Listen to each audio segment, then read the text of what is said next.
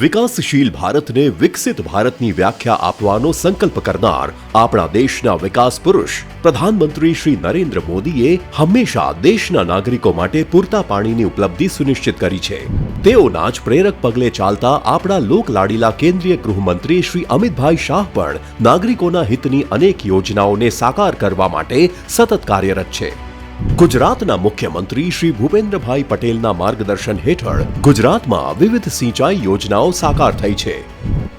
આવી જ વધુ એક પરિવર્તનકારી યોજના એટલે નળકાંઠા વિસ્તારમાં સિંચાઈની યોજના, જે અંતર્ગત અમદાવાદ જિલ્લાના સાણંદ, બાવળા અને વિરમગામ તાલુકાઓના નળકાંઠાના 39 ગામોનો નર્મદા કમાન્ડમાં સમાવેશ કરીને નર્મદા કેનાલની હયાત ધોળકા, સાણંદ અને સૌરાષ્ટ્ર શાખા નહેરોમાંથી પાઇપલાઇન અને કેનાલ મારફતે સિંચાઈની સુવિધા પૂરી પાડવામાં આવશે।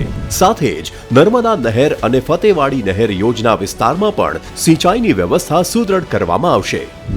એક આખી ગાડી પસાર થઈ જાય તેટલી 3 મીટર વ્યાસની વિશાળ MS પાઇપલાઇન અંડરગ્રાઉન્ડ પદ્ધતિથી નાખીને ખેડૂતોને સિંચાઈ માટે પૂરતું પાણી પહોંચાડવામાં આવશે, જેથી તેઓ પિયત પાક પણ લઈ શકશે અને તેઓને મબલખ પાક થકી ખુશહાલીની ભેટ મળશે।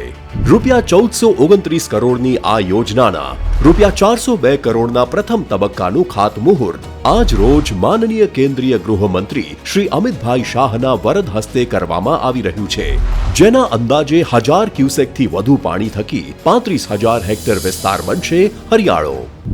નરેન્દ્રભાઈ આજે એમને જે નર્મદાના પાણી અહીંયા સુધી લાયા હતા, એ પાણી આપણા નળકાંઠામાં પહોંચ્યા છે, એના ખૂબ ખૂબ અભિનંદન। સુદ્રઢ સિંચાઈ, ખુશીઓની વધાઈ।